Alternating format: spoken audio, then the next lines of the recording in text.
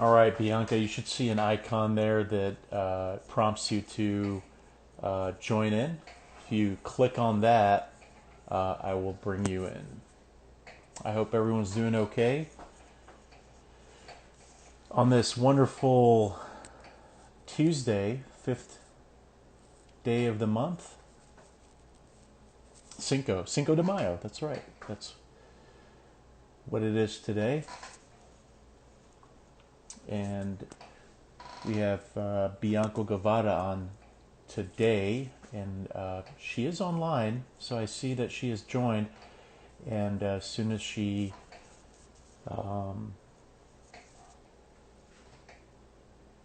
clicks on the invitation, then we will be ready to go. Thank you, Joel, for tuning in. Olivia, Yoda the Pug. All right. Emiliano. All right. If you don't see it, Bianca, then let me know in the comments and we could kick it off again, but it should prompt you as soon as you get on there.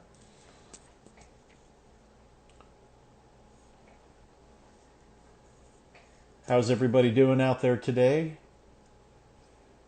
Any exciting things going on?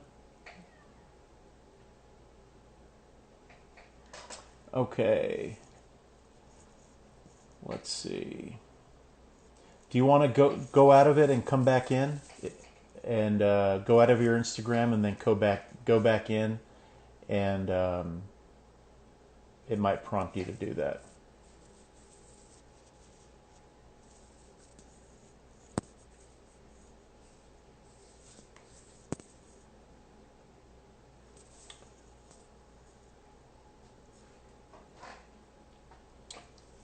Keeping us in suspense. Magdalena, how you doing?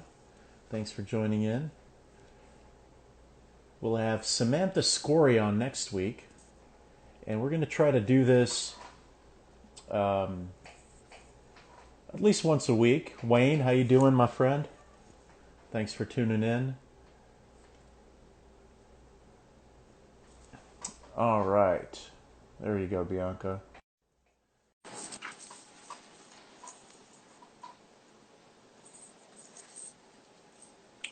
And it's connect. Hey, It worked. all right. How are you? I'm doing pretty good. How are you?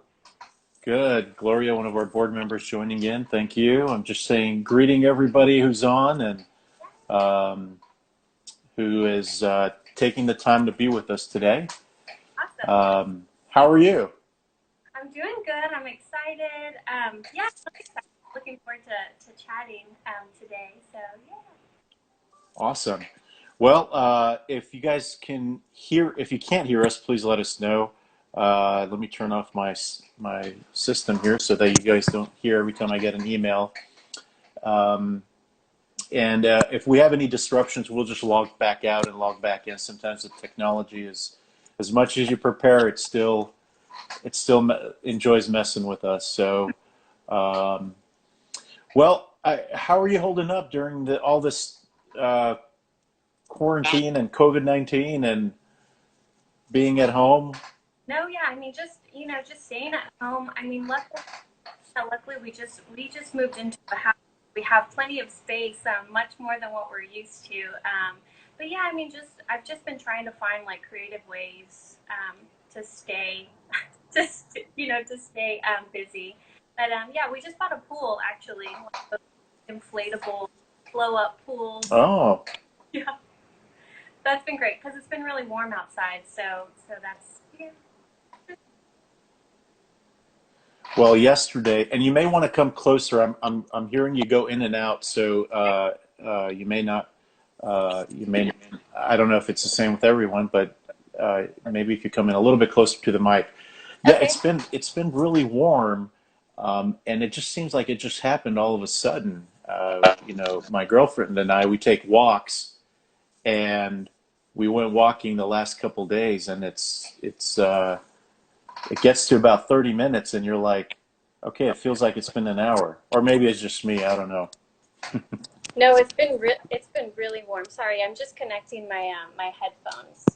A little Oh, okay. better. No worries. Okay, Oh, awesome. there we Yeah. go. There we go. Yeah, probably hear me much better now. Larissa, thanks for joining in. We have all these different usernames. Yay, yeah. Brino24 just joined in. That's Brian. That's awesome, So, Brian. oh, hey, Brian. Yeah, I shared the post on my Instagram page, and so yeah, hopefully we talk about some interesting things, and everyone stays tuned in. Well, what we're doing, Bianca, is we're starting out with a young professionals group. I think I'd like to continue doing this in the foreseeable future, even when we're back in the office, and just to give a little glimpse. Not all of our Instagram followers are members, and so they don't necessarily know what's going on with our programming. And so just to give a glimpse, I've been working closely with the young professionals group, and I love the team that we have right now, Hmm. led by Sarah Allred and Wayne's on, and Samantha, Jan, and yourself, and so it's really, I think, good for us to share some of the people involved in the organization, like yourself, who have. I think what I've noticed is there's so much variety at as you're progressing through your career, that, and I speak for the others who I've talked to, is that there's so much experience already internationally. And so, why don't we dive in? And I know, not to go over your whole bio, but you are an alum from UT Austin. But I'm really interested in your experience at the graduate school at the Bush School of Government. I've actually looked into that as well. Tell the viewers and tell me what prompted you to apply to that, and how was that experience? Yeah, so so it's really funny when I tell people because UT Austin and A&M have this like huge rivalry. So it's kind of a joke. But no, I was just looking at. So I was still working at the city at the time, and I love to learn. That's part of the reason why I like to stay involved with the World Affairs Council. But yeah, just so I was just trying to find like online graduate programs that would kind of aid in helping me continue getting that like public diplomacy, like knowledge, I guess you could say. So I was just searching online, and actually, I searched nationwide. There's plenty of universities that offer global diplomacy or global affairs, and I landed on the Bush School, and they provided a really great scholarship, and I have just really great things to say about the Bush School. The professors there actually are they're like practicing in the field, so they're not just full-time professors. They're out doing the work, and yeah, it was a really, really great program. That's actually a graduate certificate. So I don't know if you're familiar. I had just learned about it, but it's kind of like an intermediary. So I knew that Hmm. I knew I wanted to continue going to grad school. But I wasn't sure, what exactly I wanted to major in, and so I did this graduate certificate, and I think it was only 4 classes, so I flew through it like I think it was a year, and I focused on public diplomacy, and yeah, I had a really great experience, and at the end I went to College Station, and and I got to walk the stage and stuff, so it was really neat. I was one of those distance learning one. Hmm. Yeah, exactly. Great. So you couldn't flaunt the orange every day in the face of all Uh, the red there. no, unfortunately not. It was different. It definitely yeah, College Station is much different than Austin. But yeah, I mean, I loved the school, so it was great. It was a great experience.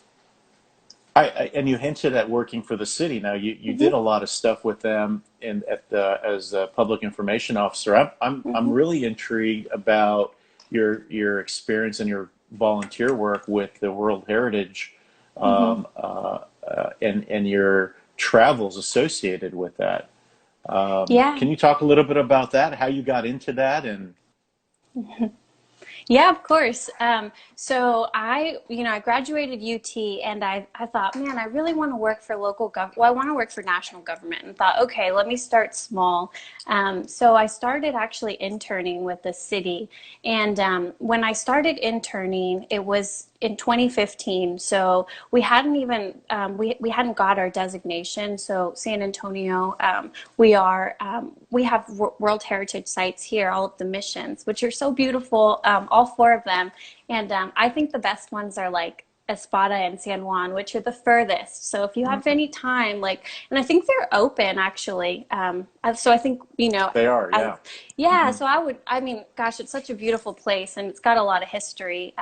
But anyway, so we weren't granted that World Heritage status yet. So, yeah, San Juan, someone said San Juan.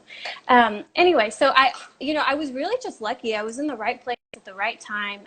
I'd gotten this designation. They needed help with setting up their website, setting up, social media and different digital marketing. So I kind of just got pulled into that department and really did oversee like a lot of the like digital marketing efforts for that department. So I was really lucky, and I met a lot of people.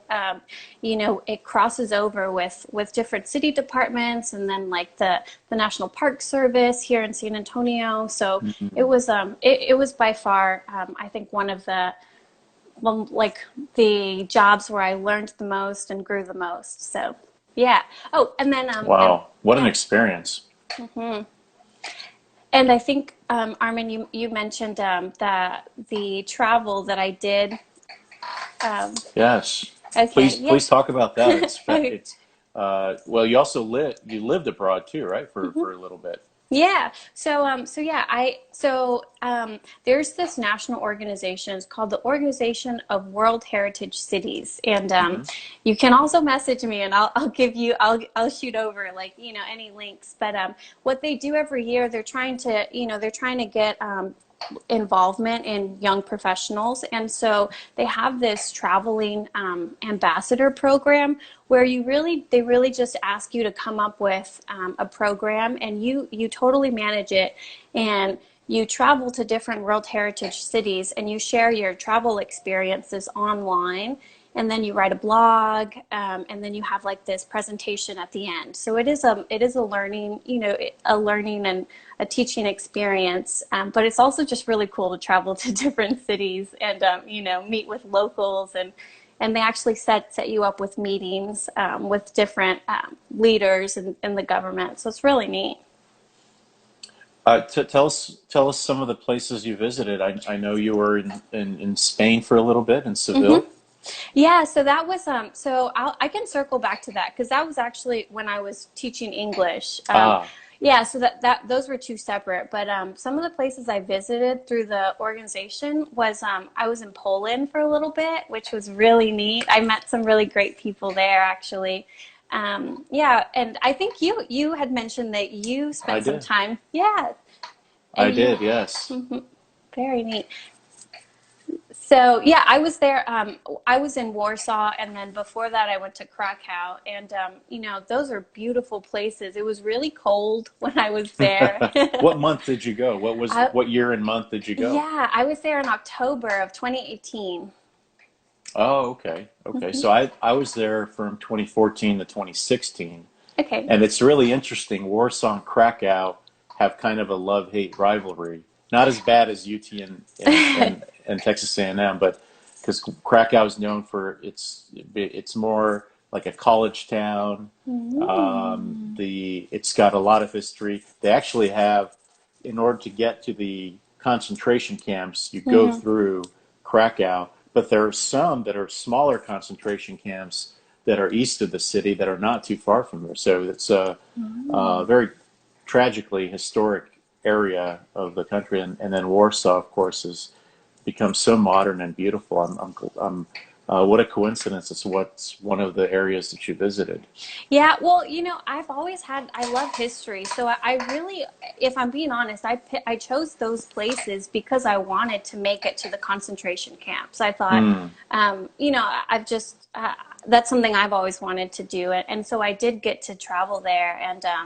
And yeah, it wasn't what I expected it to be. It was very commercialized, I feel Yes, like. yes. Um, Well, I don't know if you saw the McDonald's right before you go in. when It you was, yeah, Yeah, I think that it's was kind of the bizarre. start of it. Yeah, that was the start. And then I thought, wow, this is a functioning town. Like, Hmm. people are living there. And I don't know. It was just, yeah, there were a ton of thoughts going through my head, but it overall, like that's why that's why I chose those countries, and I really enjoy being there. So. How was your, because, everyone told me prior to going to the camps how, people, you're never prepared to Mhm. react to what you see and what you experience. And they're so right. Mhm. And all the emotions and what you see there. How was your, was that a similar experience for you and what you took out of it? I went with an organized group, and I, which I'm glad I did because obviously I didn't have a car. I think I met two girls there on that same tour, but which was really neat, and we're still friends now. But Oh. yeah, but no, I mean I honestly it kind of felt like there was a very long line to get in, and you were kind of rushed through certain buildings, and like I would have liked to have like more time just to like Mm. read over everything and reflect a little bit more. But I think because I was with a group, my experience was just so short. Yes. Yeah, and then it was the winter, so the sun went down really early, so we really didn't have the whole day. I'll never forget, Bianca. I was at Birkenau Mm-hmm. at the second The camp, second one. and yeah, and it was. I also went in the winter, Mm-hmm. and I mean, I was clothed fairly well for Europe, Mm-hmm. uh, and but I was still cold, and I thought to myself, man, this is can't wait to get back on the bus. And in my mind, I'm complaining about it, Mm-hmm. and I'm standing right on the tracks. Yeah. If you see those tracks on Mm-hmm. in Birkenau, they come in from town where they would transport the Jews and others into the campsite. And I Mm-hmm. looked at that. I'm like, why am I complaining? And it was just the startling. You're never ready. I Yeah. think that's the biggest thing. Shady Roses 92. Thanks for joining in. Oh, that's Sorry. my friend Shadia. Oh, hi, Shadia. And I missed a couple people. I'm sorry as That's you all right. scroll through. Thanks for tuning in. Well, tell in a few minutes that we have, let's talk a little bit about your interest in international affairs, how that came about, and um, oh, we have a question. Which country has the best coffee? Oh, that's a good question. From names Adrian. Yeah. Yeah, that's Adrian. That's my boyfriend's friend. So I don't know which country had the best coffee. I'll have to think about it. I mean, I feel like all Europe, ooh, actually Croatia. And Mm. Croatia had coffee that was like 25 euro, and it came out of a vending machine, and it was so good. But yeah, so you'll be surprised. I when they have what is the coffee in Warsaw called it's a oh cafe.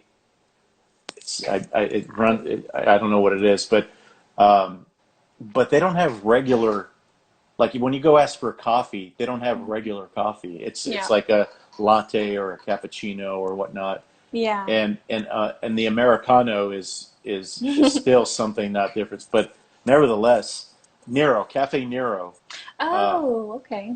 yeah, that was the bit. I would go there quite a bit. It's right in the historic Warsaw district, um, but the teas, I got really into teas, Hmm. and I would travel and get teas from different countries. And I know I'm not just saying this because Magdalena's listening in, but I had a very great experience in Vienna of some of their teas. There was a tea house that was Oh, just remarkable. They had maybe I want to say 1,000 different kinds of teas. wow. Um, I love tea. That sounds awesome. I'm sad yes. I missed it. That sounds awesome. So there was another question. What was something that really surprised you? What was something that, well, I'll be honest, I'll be frank. So on that trip, I went to Budapest, Mm, and I loved it. I thought it was actually it is one of my favorite countries that I've been to. But people were they were kind of mean, and I'd never experienced it before. You know, like I've traveled quite a bit, but I feel like in Budapest they were kind of like I remember just someone being told like, oh, it's your fault, like I can't go to America or something like that, or it was just like there, mm, you know, there was definitely like tension, mm, and yeah, people weren't as like friendly to help you if you were a mm. foreigner, which I was really surprised by because I'd never experienced that before. So I, yeah. I think there are segments of the population that I experienced the same thing you're talking about in Hmm. Warsaw. In Oh. Warsaw, they've been through so much, Yeah. uh, and historically, so they're very standoffish. But once you get to know them, I have friends to this day from Poland. But at the beginning, they're not very friendly. They shove their way into the trams, pushing you away and everything. Yeah. But I can totally relate. I'm sorry, we went off tangent, but It's you're interested in international affairs. Where did that come about from? I think it came from my high school. I'm from San Antonio, and I went to International School of the Americas. Hmm. And yeah, I think that just having that experience, it just opened up my eyes to like all of the different places that you can see and learn. And whenever I travel, even as a kid traveling to New Mexico or something, you always learn something new about people or about food or anything. So yeah, that's kind of however I can gather information about other countries in whatever way. I that's what I love. So We have. I want to be respectful of everyone's time, but also answer everyone's question. But tell me a little bit about why there are people who are listening and watching who are not part of the World Affairs Council. Um, what makes what makes you involved? Why is it important to you, and why should it be important for people who are out there listening? yeah, so I was actually I was prepping for this question actually, and I was thinking back to the first my first experience with the World Affairs Council was more than I want to say 2 years ago, or if not, then around that time frame, and it was I hope I don't butcher it, but it was a diplomatic saloon. Is Hmm. that how you pronounce it? Hmm. Okay, so yeah, it was really intimate. It was in this person's house, and it was a retired diplomat. I can't even tell you which country they were or they were working at. Um, but I just for me like that's really interesting to me, and so for me I thought that wow, it's a really like small group of people, so I felt comfortable asking questions, and everyone there kind of had the same interest, and that's just one event that kind of hooked me, but really like I said, I love to learn, and I feel like the types of events that the World Affairs puts on are just that. Like there are different opportunities to learn about something that I wouldn't normally Google. Like it's something that's relevant in the world, that's happening right now, but it's not something that like that I would go out and like seek information. So it's really nice to have like a group where it's kind of just brought to me, filtered to me, and it's stuff that I'm interested in. So yeah, I think it's great. Wonderful, wonderful. Bianca Guevara, who is part of the World Affairs Council Young Professionals Committee, she joins some of her colleagues in trying to just tell us a little bit about their experiences, both personal, professional, and also their experience with the World Affairs Council. Today is also Giving Tuesday, Yes. so encourage everyone, whether it's $10 or $100 or whatever it is, please click on the link in the bio, and we'd appreciate your support so we could continue running programs like this. We also have a few events coming up. If you go on our website, you can definitely or message us to become a member. We have some events coming up with Ambassador Moreno, with Professor Christopher Hartwell, all the way from UK. And excuse me, we just got confirmed that we will have the Texas Secretary of State in one of our programs. So keep a lookout for that. Being a member is pretty easy for young professionals and for more older professionals. I think there was one question left, and we could end it with that, is which country had the most friendliest people? France. Well, recently. This is recently because, Okay. you know, my memory kind of escapes me a little. But yeah, I was expecting French people to be really mean, but they were super nice. And they all knew. They all said, oh, everyone says French people are mean, but no, they're really nice. Now, do you speak French? No, I'm trying my best to learn Spanish. Oh. Yeah, I'm way behind. Well, if I could share, my experience was two countries, Stockholm and Austria. I had the friendliest. I took out a map in Stockholm because I was lost, and someone just walked me, rather than tell me, she walked me to where I was supposed to go, and I was like, wow, this is really cool, and it was very nice. And the same thing, you know, you find nice people everywhere. Sherry Roses of Texas is joining us. Thank you for joining us. We're about to end, though. Hey, Sherry. She can catch the. Well, this will be put up, right? I Yes, think on yes. YouTube. So it will be on our YouTube, and also it will be in our storyline for the next 24 hours. But Awesome. Magdalena is kind enough; she posts all of these on our YouTube channel, so you could see the one we did the last couple of weeks with Wayne and Jan. And thank you all for tuning in. Yeah. Bianca, thank you for sharing your experiences, and enjoy the rest of your Cinco de Mayo. Thank you so much. This was so fun. Y'all have a great day. Bye. Bye, Armin. Bye, Bianca.